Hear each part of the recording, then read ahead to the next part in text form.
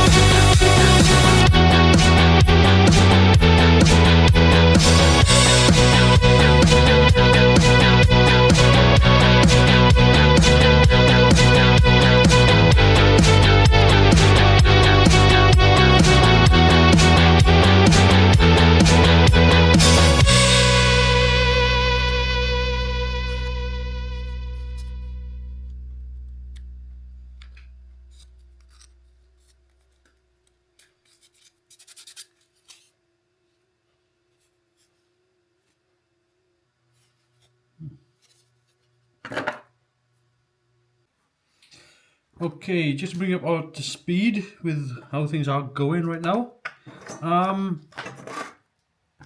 So I managed to sand down all the hard drive and correct certain things here. I drilled out the Arboretum windows. But what I've done with this one is I've done a test whereby I've filled it with UV resin. So you can see there that there's resin in the windows there. It's not perfectly clear. I have polished it up a little bit just to see how it's going to look. I don't think you're going to be able to see a lot of detail through there, so it doesn't matter, you know. Obviously I've got the Arboretum belt and things like that, but I'm not really bothered by how much you can see through the window, just as long as it's got the impression of there being something there. I have sanded down the struts as well, but the other thing that I've had to do here is I've widened these parts here because I've got to channel this area out to fit some brass rod through, and I've got this square brass tubing which is going to sit in there, and I'm going to cut it around about here, and hopefully then I can insert that into the model through there. And I don't even know if it, oh, you want that might go in. There you go. And then I will fix it from this side, so that it'll hold it, should hold it firmly in place. So that's the plan. So we'll see if that works.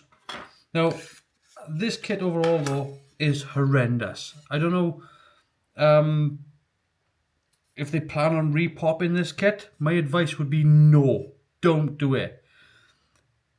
It's not just that there are fit issues that they even point out themselves, such as the neck here.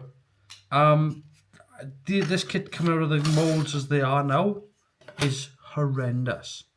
If you put these together like so, it's very difficult to get them to stick together. I have had to trim the strong back down really thin because it wouldn't go together. The pieces physically wouldn't go together. So now it actually does, but I've literally had it, that doesn't sit level, this doesn't sit level, and if you want, like if I put it together tidy, you should be able to see a lip right there where my finger is, and it's not supposed to be like that, but if you push it down, look what happens to the front end. See, when you push it level, the front end just opens up. So I'm not sure how I'm going to fix that, because I literally like it shouldn't do it, and if you push the front end together, the back end pops out. So it's like I've got to kind of pick my evil here. I can't have that not. See what I mean? Like if I hold this firmly together here and push these level, look what happens to the front end. Like it's, and then I've got to put this, has to click in there, which then forces that up. Now I know it's got to be made level, but it's just a mess. All these parts are just a mess. But anyway, that's that. The other thing that I've done is I redid the shuttle bay, and this time what I've done is I printed the bay itself, but I opened up the cavity inside, so that it could be open or closed. Printed the door separately with a little bit of tolerance, and what I really like is the fact that without any real effort, it just clicks straight into place, and that works really well for me. The original one of these, the clear one, I just ended up chucking in the bin. It just shattered. I was trying to mill it out, and I realised the way I built the doors for that version, it was a solid lump of resin. So when I tried to drill out, it just shattered. So this is a much better version anyway. But if I show you you can see there, if you look at the back of the this one, and the back of this one, you'll see that this one's got a cavity in the back and this one doesn't. But the doors, the way I built the doors in Blender, it's literally just a solid lump right the way back here. So it's like, no. This is a better version, much better version. So yeah, I'm very happy with that. That took a few hours as well to do. So pretty much that's where I'm up to. I've thought about doing the lighting as well, so I'm going to be using this for the lighting. I'm not going to be using that much actually, because I think if I put 2 strips of 3 in the body here, that should be enough to light the body. That should light up all the windows. I don't want to overkill it. And it's not a very big model, so, but I think two strips of 3 in on the inside of the strong back there. I mean, maybe 6. I think that's overkill. I think that's genuinely way too bright. So we'll have a look. I'll do some extra testing. But the good thing is that I reckon if I put 2 strips of 3 in there, that'll light all the windows, and then I can light the deflector with a separate LED, and maybe put one up the back here to light the shuttle bay as well. So yeah, that's about that. I don't know if there's anything else I can do about the star drive. But the next job now is to go down here with my Dremel and just channel all this out. And I've got it on this side, and I thought I done, yeah. Oh no, that's the other one. Oh no, that is the other side. Yeah. So I'm going to channel it down both sides, take out as much material out of here as possible and out of here, and then epoxy the brass tubing, and I should be able to put that together then, because I don't need to do anything else to that.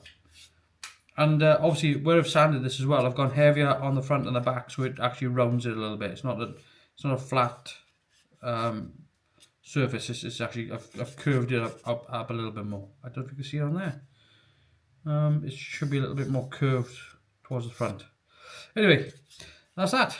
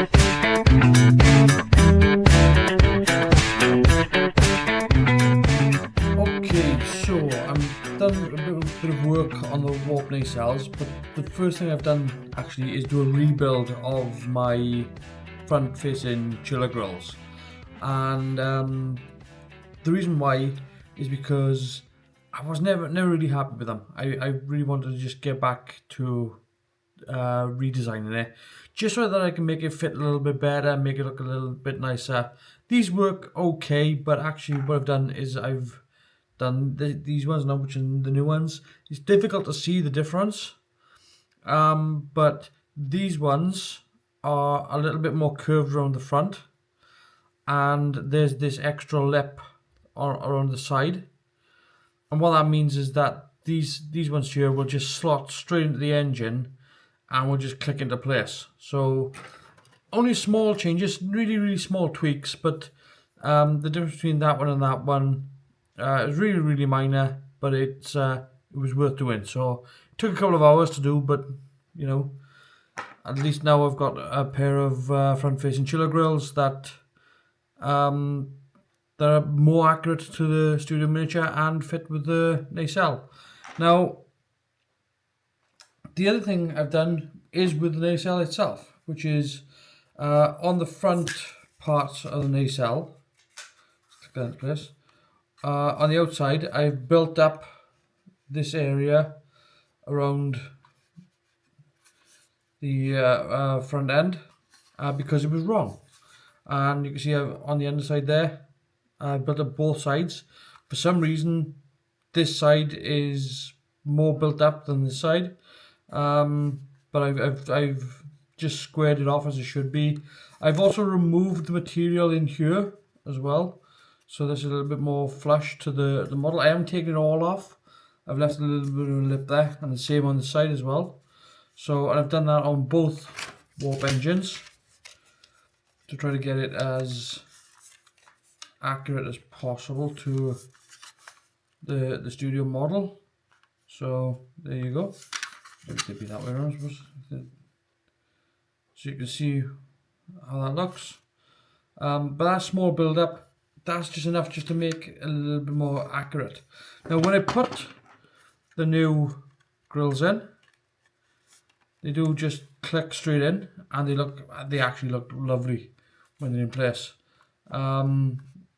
So there's that.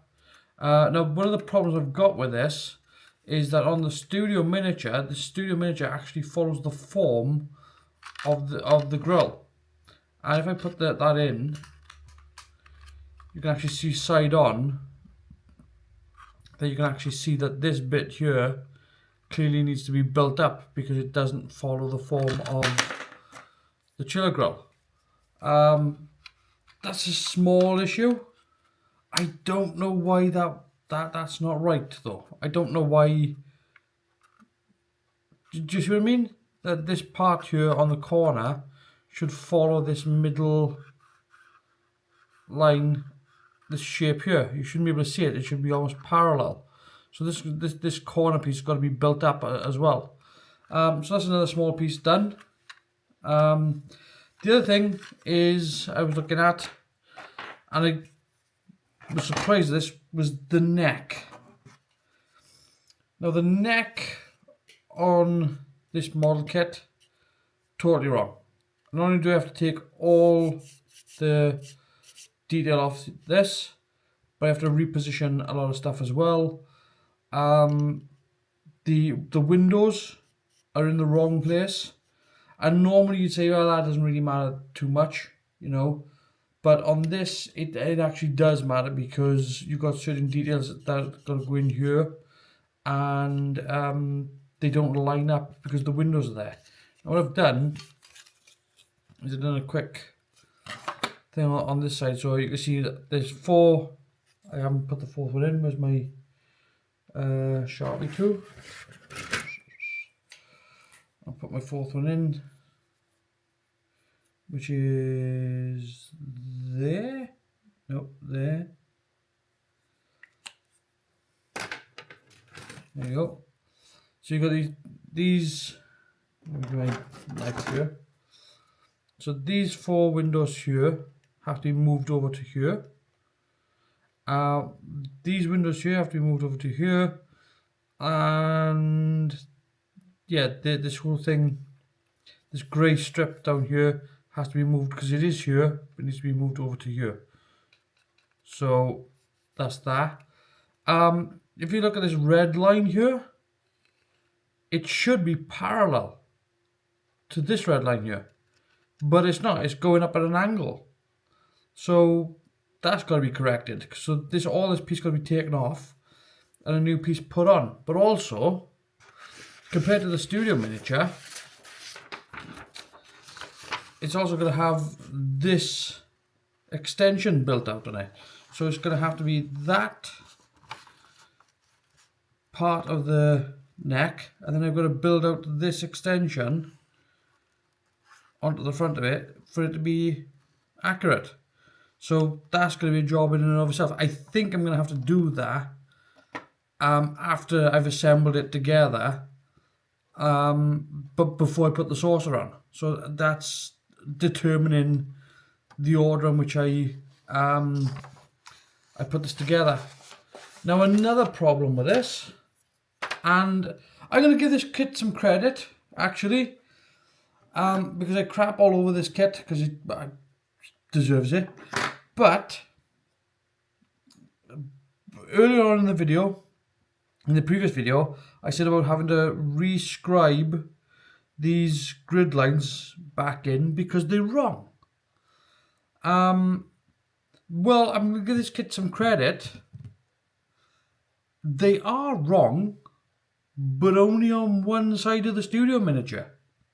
You see, this side, the line goes from the front to the back and then follows this cut in. It goes from the front to the back, follows this cut in up to the shuttle bay, and then up and over on this side. On this side of the model, however, it does what this model kit actually does, which is follow it up to the shuttle bay. So it's only wrong on one side of the model. Now, the other thing is these two windows aren't on the studio miniature. Those two windows don't exist on the studio miniature. So there's that, and also this part here on the studio miniature is grey, whereas on this side it's white. So we've got two windows here which aren't on this side. We've got a different grid line on this side to this side, and different paint scheme on the side to this side. So giving this kit some credit, it actually got one thing particularly right, at least on one side of the model. So my question is now, do I scribe the panel line in to go up to this cut in, follow the cut in up, and then up to the shuttle bay? Or do I just rescribe the lines that are on this? Or do both? I think I'm going to go with that one though. Just up to the cut in, follow the cut in up and up to the shuttle bay. So there's that. Anyway, let's crack on. So I'm going to do a little bit of an experiment, because where I did this on this piece, it's come out and it's okay. I'm happy to use that, but it's a bit fudged. It's a bit blurry. So I wonder, I'm gonna try a different route, similar sort of thing. But what I've got is some black vinyl from my plotter, and I've just cut a strip of it.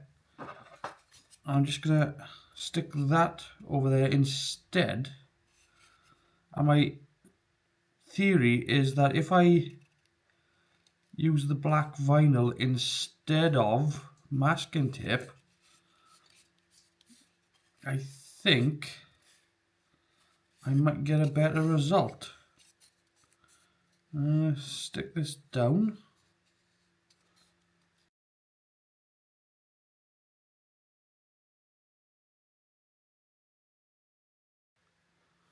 Okay, I don't need much, it's just a couple of little blobs. I'm just going to use a piece of paper to just push it around. It doesn't have to be very thick, but it does have to be everywhere inside the cavity. Boom.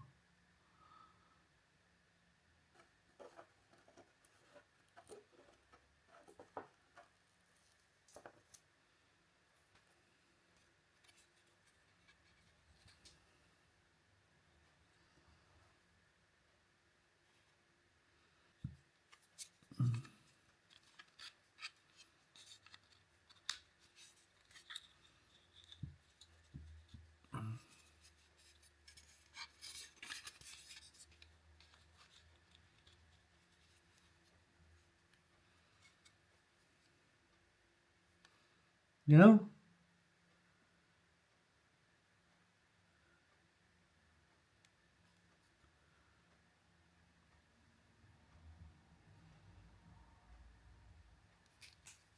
So if I put my finger behind this one here, you can see it, but it's looking a little fuzzy and a little bit blurry. Now this one, which is the new one, Yeah, it's got a little bit of lensing going on and it's still a little bit blurry, but that's a lot clearer. So I think, I'm fairly happy with that. Like I said, you're not going to be able to see through this properly, but I don't want that anyway because I'm going to be running wires up through the middle of the arboretum anyway. So I don't want to be able to see all the way through, but I think that's a real good result.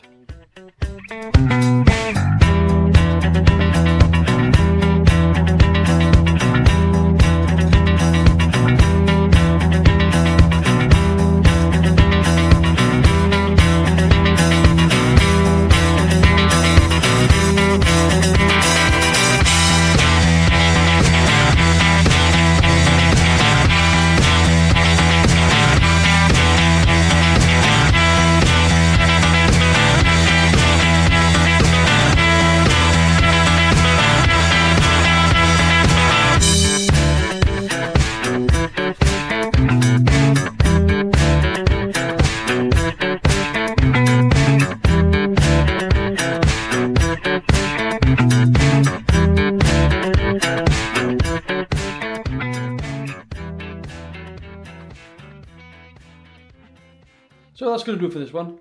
And yeah, I still haven't glued anything together yet, and there's still a lot more sanding left to do. But do you know what? I'm pretty happy with the progress. So hopefully in the next part, I'll start gluing stuff together and maybe even start putting some lighting in as well. But until then, you have a good one, and I'll see you in the next one.